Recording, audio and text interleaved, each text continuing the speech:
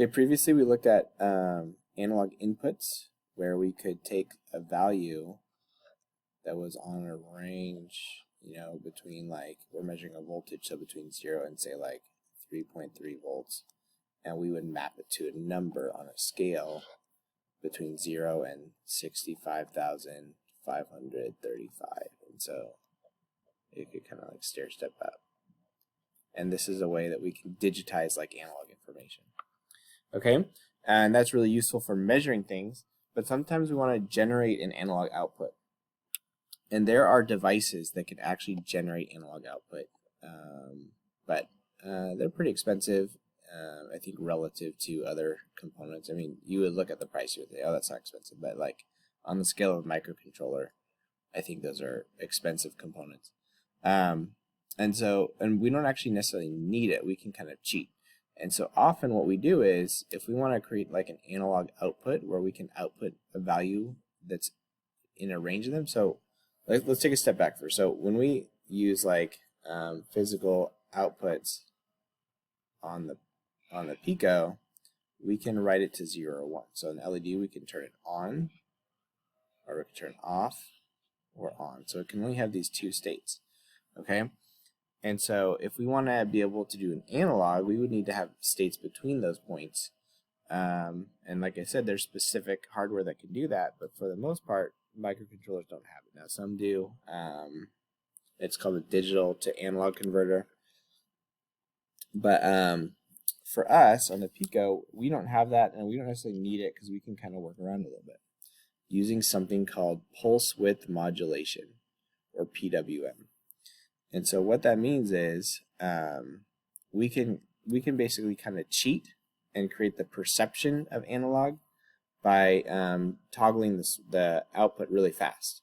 Okay, and so if I want to turn the LED on like all the way, I just set it to 1. Right, and so it's at 0, I set it to 1, and it turns on. Right. But what if I want to turn it on like halfway? I can't turn it on halfway, but what I can do is I can flip it on and off really fast, like this, and just make sure that it's on half the time. Okay? And this is called PWM, or pulse width modulation.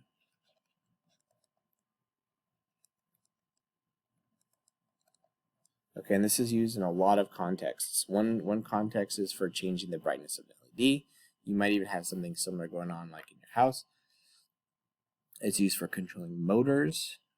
It's used for generating waves. It's used for early square waves here. It's used for a whole variety of different outputs, and so it can be very useful. It's used in a lot of control cases. So when we get to using like servos and stuff, they use PWM to communicate like the servo position and stuff like that. So what we're going to look at here though is the kind of square wave. And so when we use PWM, there's kind of two things that we can control. The first thing is the frequency. So frequency is like the number of waves, or we'll call it pulses,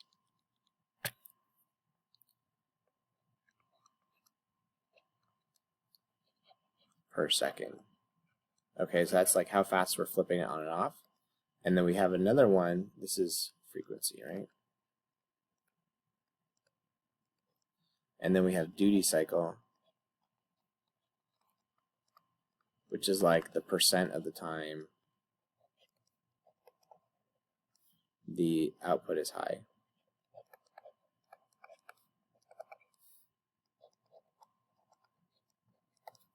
Okay, and so here's what that looks like. So if we had a PWM signal with a duty cycle of 100%, it's going to be on all the time, right? So this is 100% duty cycle. If we have a PWM with this is 1. This is 100%.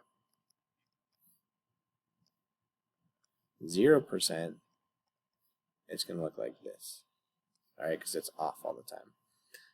50% is going to look something like this.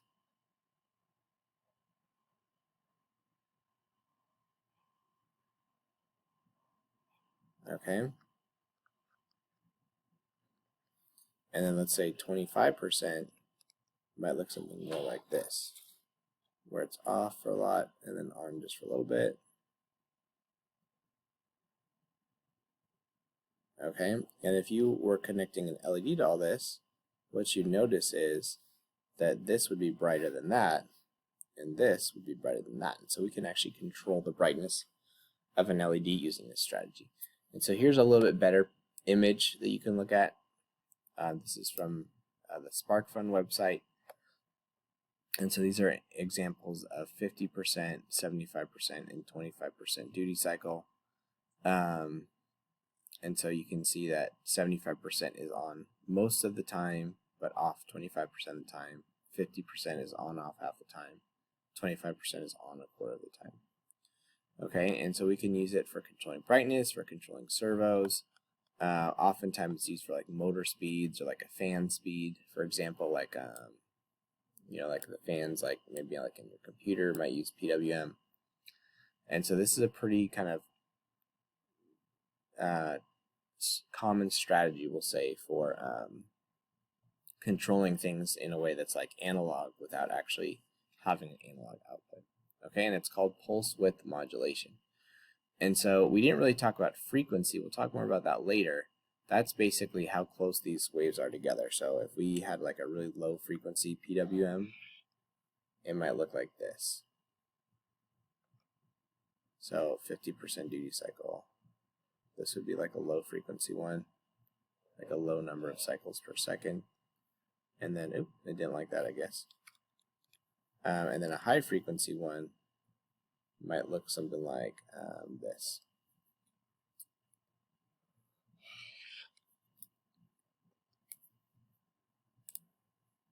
So we got,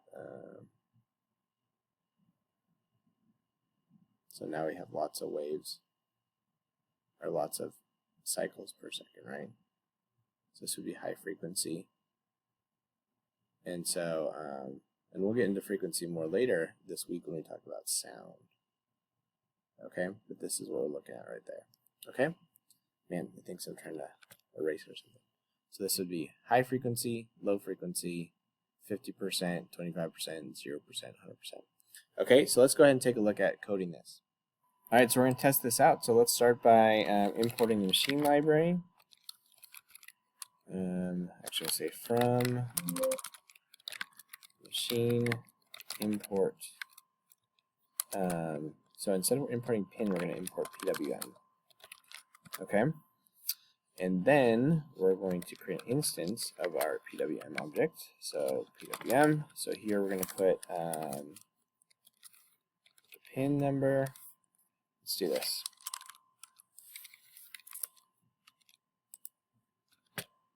Well, make a comment here as a reference. So we're going to do the pin, the frequency, and the duty cycle. Okay, and so what we're going to say here, we're going to have it on pin 0. We'll set our frequency. We're going to pass it as an argument, actually, like this. We're going to say frequency equals 2000. You can try changing that, but you probably won't notice much difference here. And then this is the one that we're going to use to control the brightness. So duty U16 equals 0. Okay? And let's try controlling this. So we're going to say percentage equals input, enter a percent brightness for the LED. So what we're going to do is we're going to control the brightness using PWM. And then we're going to add a try except block in case we fail to convert it and have bad input. So we're going to say exception as E, and then we're just going to print invalid input.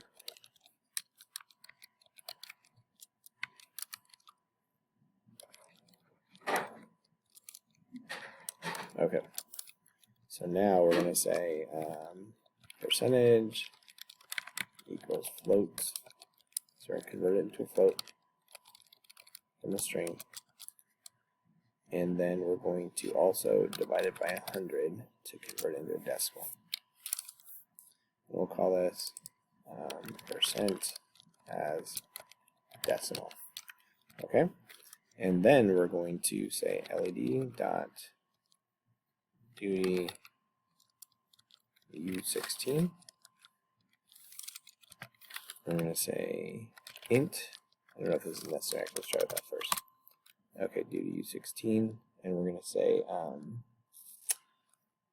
basically we're going to multiply a percent as decimal times our max duty cycle, 2655 35. Okay, and so if it's 100%, that means this is 1, and so we get full brightness there. If it's 0, then this is 0, and we pass in a 0 to this.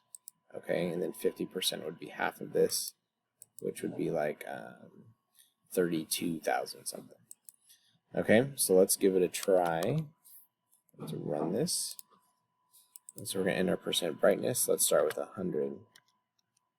Invalid input, can't convert float to int. Oh, interesting. Okay. So right here, we actually do have to convert it to an int. And we're going to say int. Actually, let's do a separate calculation. Okay, so we're going to say duty cycle equals. We're going to do this calculation right here. And then we're going to convert it into an integer. So we need to pass a whole number to that operation instead of a decimal. Okay. And then we're going to put duty cycle right here. Like that. So now we run it. Alright, let's say 75%. And the LED turned on at 75. Let's change it to 25. Put it to 0. It turns off. 100. It's on full brightness. 83. A little bit brightness. So you can try this out now. So run this code and see what happens. Okay.